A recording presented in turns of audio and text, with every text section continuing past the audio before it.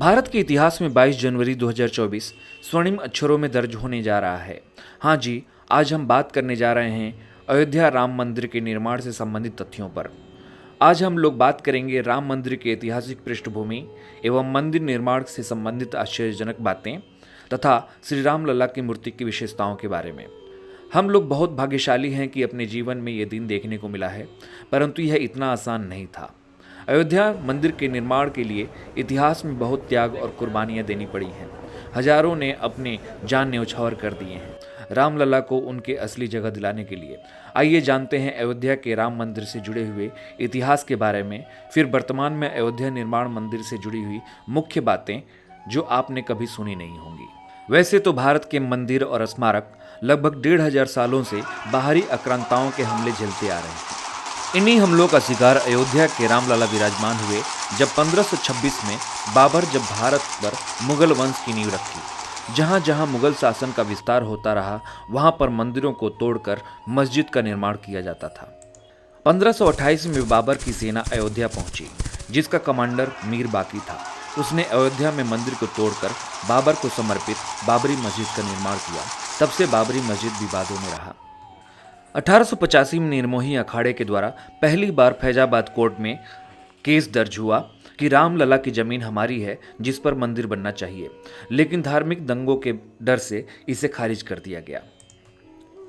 फिर आज़ादी के बाद निर्मोही अखाड़े ने 1959 में तथा मुसलमानों की तरफ से सुन्नी वक्फ बोर्ड ने मामले को कोर्ट में ले जाया गया। फिर राम मंदिर और बाबरी मस्जिद का जो ऐतिहासिक विवाद था वह इलाहाबाद हाई कोर्ट से सुप्रीम कोर्ट पहुंचा। सुप्रीम कोर्ट ने अनेकों सुनवाइयों के बाद अंतिम फैसला 9 नवंबर 2019 को सर्वोच्च न्यायालय के 5 जजों के बेंच ने ऐतिहासिक फैसला दिया।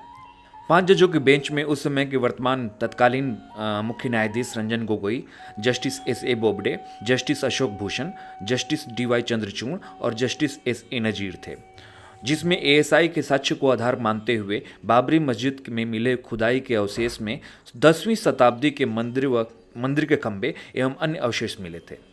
फैसला जिसमें 67.7 एकड़ विवादित जमीन श्री राम जन्मभूमि न्यास को मिली तथा मुस्लिम समुदाय को अलग से 5 एकड़ जमीन देने की बात कही गई।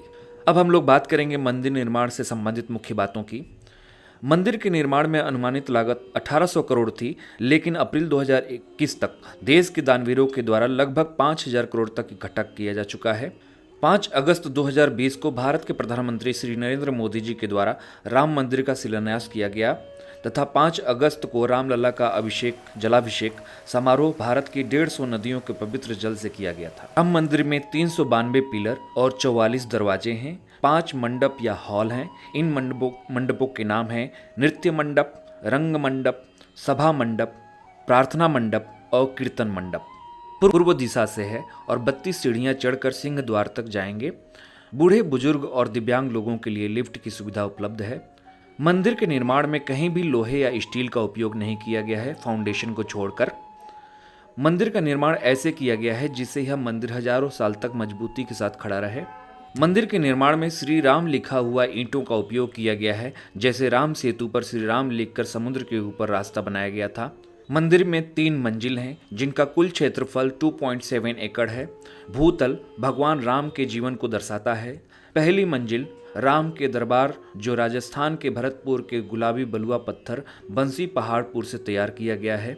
मंदिर की लंबाई 380 फीट, चौड़ाई 250 फीट और शिखर की ऊंचाई 161 फीट है और तलों की जो अंतराल है वो 20 फीट के अंतराल पे हर मंजिल बनाया गया है। मंदिर के निर्माण में नागर शैली का प्रभाव दिखता है। भगवान श्री राम लला सरकार के गर्भगृह में स्वर्ण मंडित द्वार लगाया गया है, यानी सोने का दरवाजा लगाया गया है और ऐसे भूतल पे 14 स्वर्ण मंडित द्वार हैं, यानी सोने के बने दरवाजे हैं। श्री राम जन्मभूमि मंदिर के प्रवेश द्वार पर गज, सिंह, हनुमान जी और गरुड़ जी की मूर्तियां लगाई गई हैं।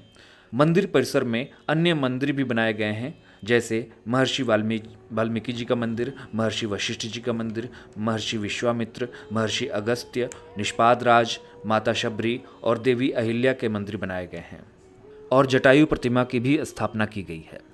अब आइए हम लोग बात करते हैं रामलला की मूर्ति के बारे में। कर्नाटक के प्रसिद्ध मूर्तिकार श्री अरुण योगी राज द्वारा कृष्ण शिला यानी शालीमार पत्थर पर गढ़ी गई मूर्ति को भगवान श्री राम लला सरकार के श्री विग्रह के रूप में चुना गया है।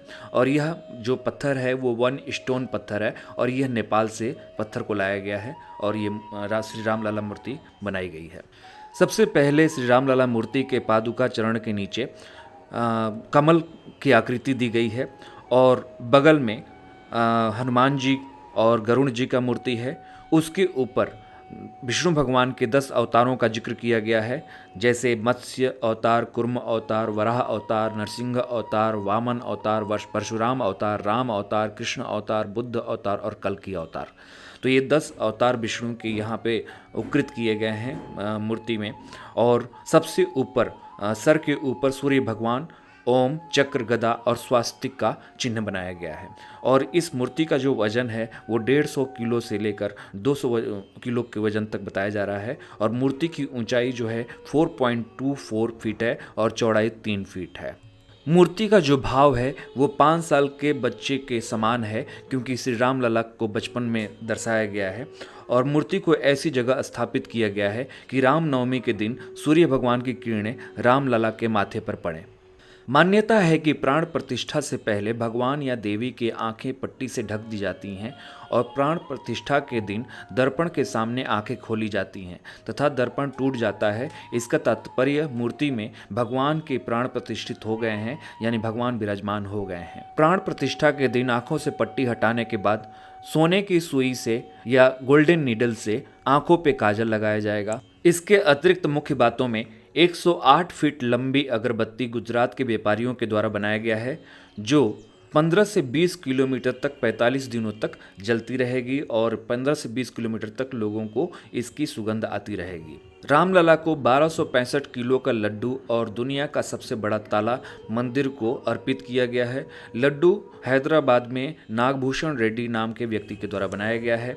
अयोध्या में एक चौराहा है जहां पर सरस्वती की वीणा का निर्माण किया गया है, जिसका निर्माण पद्म श्री राम सुतार ने किया है, जिसका वजन 14 टन, लंबाई 40 फीट और ऊंचाई 12 मीटर है। मां सरस्वती के वाद्य यंत्र कला के प्रतीक के रूप में इस चौक का नाम लता मंगेशकर चौक कर दिया गया है। और साथ में अयोध्या में पर्यटकों के आने जाने के लिए अंतर्राष्ट्रीय हवाई अड्डा बनाया गया है, जिसका नाम महर्षि वाल्मीकि अंतर्राष्ट्रीय हवाई अड्डा रखा गया है। और साथ में राम के आगमन पे मंगल ध्वनि का आयोजन किया जा रहा है, जिसमें विभिन्न राज्यों से विभिन्न वाद्य यंत्र मंगाए जा रहे हैं। तो आप इसके सामने सारे प्रदेश के और उनके वाद्य यंत्र नाम लिखे हुए हैं, तो आप ध्यान से देख लेंगे। तो आज यहीं पे सेशन समाप्त करते हैं। और साथ में अगर वीडियो अच्छा लगे तो हमारे चैनल को सब्सक्राइब करना और शेयर करना ना भूलें। थैंक यू, धन्यवाद।